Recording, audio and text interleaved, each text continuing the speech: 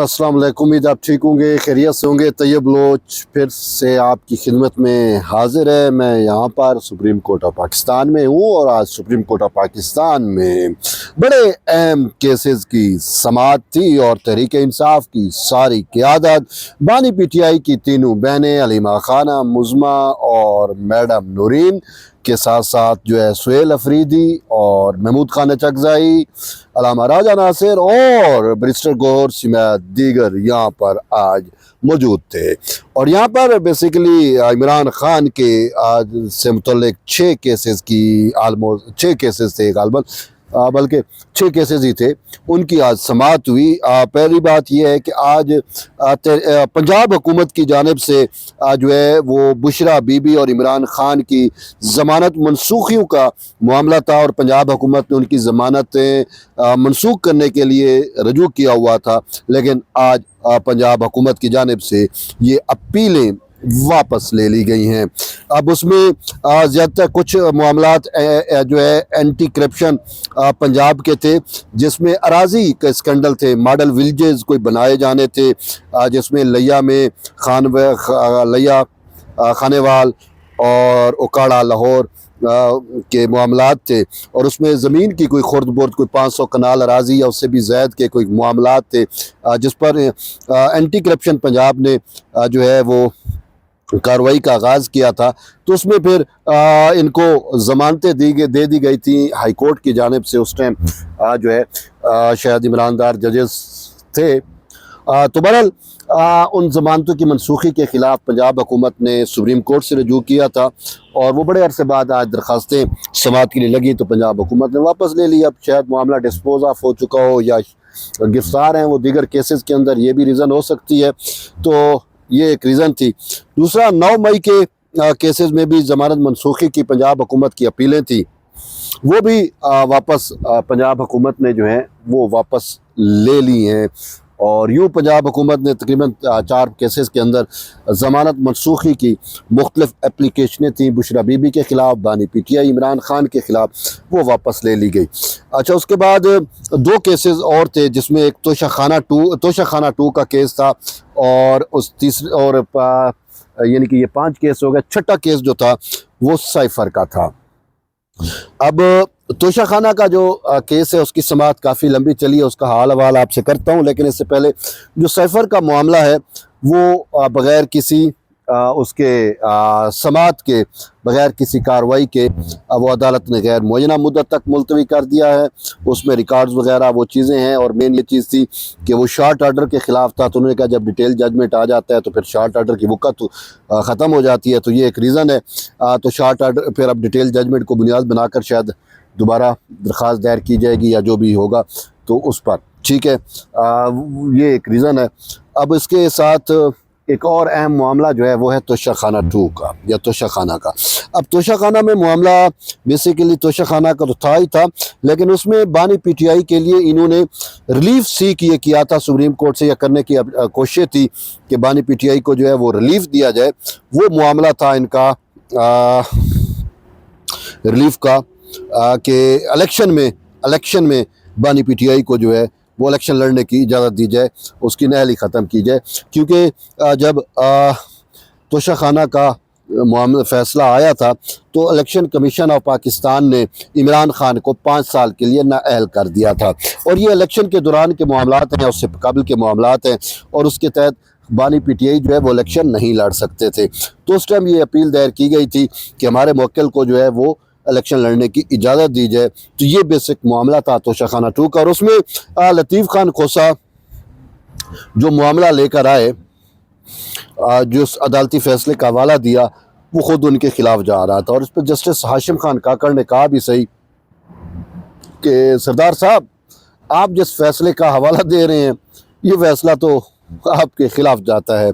चलो मैं अज्यूम कर लेता हूँ कि आप ये फ़ैसला लाई नहीं है। अगर हम इस फ़ैसले को बुनियाद बनाएं तो आपके लिए मसाइल होंगे, एक रीज़न। तो इसमें भी समाअत हुई और आर्डर भी पढ़ कर सुनाए गए, लेकिन इलेक्शन कमीशन ऑफ पाकिस्तान ने चूँकि नाअहली की थी तो इलेक्शन कमीशन ऑफ पाकिस्तान को नोटिस दिए बगैर कोई फ़ैसला नहीं किया जा सकता। तो इसी बुनियाद पर सुप्रीम कोर्ट ऑफ पाकिस्तान ने इलेक्शन कमीशन ऑफ पाकिस्तान को नोटिस जारी किए वफाकी हुकूमत को नोटिस जारी किए और समाअत गैर मुय्यना मुद्दत तक के लिए मुलतवी कर दी। ये मामलात थे। इसके बाद एक और अहम मामला हुआ और वो था पीटीआई से ही जुड़े हुए एक सहाफ़ी हैं जो पीटीआई के हक़ में बहुत ज़्यादा प्रोपेगेंडा किया जाता है, और सोहराब बरकत उनको वो जो है उनकी ज़मानत का मामला था। बैरिस्टर साद रसूल पेश हुए, बहरहाल उसकी ज़मानत तो दे दी गई, लेकिन उसमें सनम जवेद का बड़ा नाम आया और मियाँ गुल हसन औरंगज़ेब इस बेंच का हिस्सा थे, नईम अफ़गान साहब हिस्सा थे। नईम अफ़गान साहब ने बड़े अहम रिमार्क्स दिए। उसने कहा कि ये पीका लग जाता है, लेकिन पीका सिर्फ एक इदारे के ख़िलाफ़ बातें करने पे लगता है, ये अफसोसनाक है। उन्होंने कहा कि जजेस की तौहीन होती है। ये बात बड़ी बड़ी बड़ी बात की है उन्होंने। हकीकत भी यही है। देखिए, पीका लगाया जाता है लेकिन सिलेक्टिव लगता है, ठीक है। जजेस के खिलाफ क्या कुछ नहीं होता, जजेस के खिलाफ कितनी कैंपेनें नहीं चलती। खुद तहरीक इंसाफ के सोशल मीडिया इन्फ्लुएंसर्स को उठा के देख ले, इस जजेस के बारे में, खसूसन 27वीं तरमीम 28वीं तरमीम के बाद की अदलिया के बारे में वो क्या अल्फाज इस्तेमाल नहीं करते, जिनको देख के मतलब इदारों के खिलाफ तौहीन अमेज़ बातें करना, उस पर पीका क्यों नहीं लगता। और खसूसन सुप्रीम कोर्ट ऑफ पाकिस्तान के खिलाफ, हाई कोर्ट्स के खिलाफ या हाई कोर्ट्स के जजेस के खिलाफ जो बातें की जाती हैं, जो जहर उगला जाता है पीटीआई की जानिब से, पीटीआई की लीडरशिप की जानिब से, पीटीआई के सोशल मीडिया इन्फ्लुएंसर्स की जानिब से, उस पर पीका क्यों नहीं लगता। ये एक बड़ा सवाल है जो आज जस्टिस नईम अफ़गान छोड़ के गए हैं। अब ये सवाल का जवाब हुकूमत ने देना है या उन लोगों ने देना है जो पीका एक्ट लगाते हैं, जो पीका एक्ट के तहत जिन्होंने गिरफ्तारियां भी की।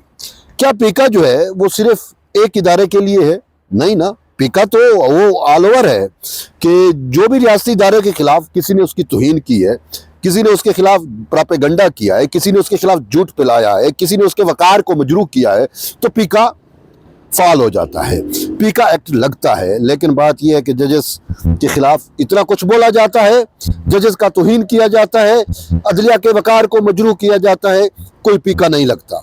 ये वो सवाल है जो जस्टिस नईम अफ़गान छोड़ के गए हैं। जस्टिस नईम अफ़गान ने एक और बड़ा अहम रिमार्क्स दिया है।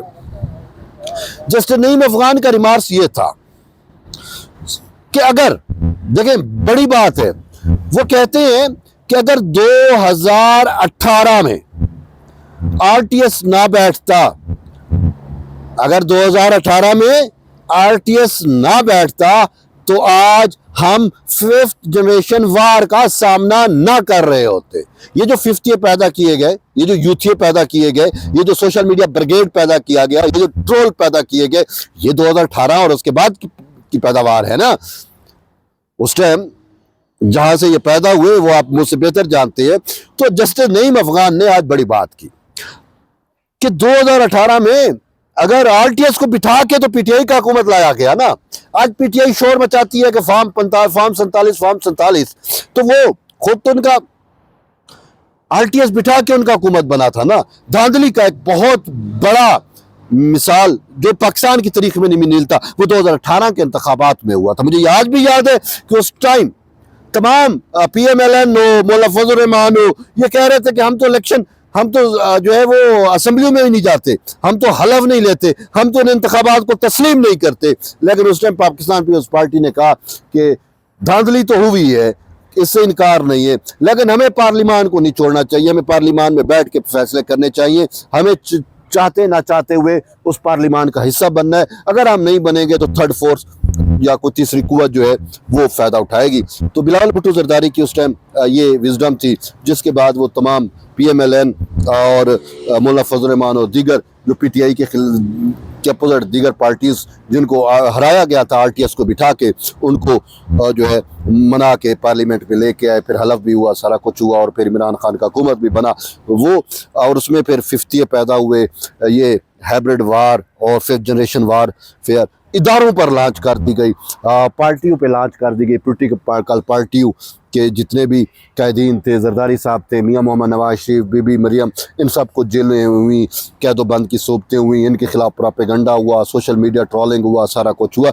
और आज भी वही 50 वही यूथिये आज भी लगे हुए हैं। इसी वजह से जस्टिस नईम अफ़गान के ये रिमार्क्स तारीख में गूंजते रहेंगे और आपके और हमारे ज़मीर को झंझोड़ते रहेंगे। बहरहाल आज एक और जज साहब का ये कहना था मियाँ गोल हसन औरंगज़ेब का कि सनम जावेद और कितनों के लिए मुश्किलात पैदा करेगी। ये वही जस्टिस मियाँ गोल हसन औरंगज़ेब जब हाई कोर्ट में थे, उन्होंने उनकी बेल दी थी और उस बेल के बाद सनम जावेद ने जो है वो अदालती यकीन दहानी के बावजूद जो है वो अपनी ज़बान बांधने की थी और वही घटिया बातें और वो चीज़ें करती रही, जिसकी वजह से आज वो दोबारा कैद में है या दोबारा उनके ऊपर भी जो है तंगियाँ हैं, तो उसी का भी हवाला दिया। तो बहरहाल सोहराब बरकत जो सहाफ़ी कम यूथिया हैं उनकी ज़मानत आज सुप्रीम कोर्ट ने मंजूर कर ली है। तो ये एक अहम इवेंट से।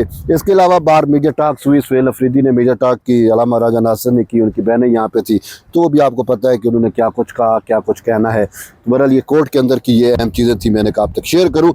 एट द एंड यही है कि आप जस्टिस नईम अफ़गान के रिमार्क्स को कैसे देखते हैं, आप अपना फीडबैक ज़रूर दें। मिलते हैं एक नई वीडियो में, तब तक इजाज़त, अल्लाह हाफ़िज़।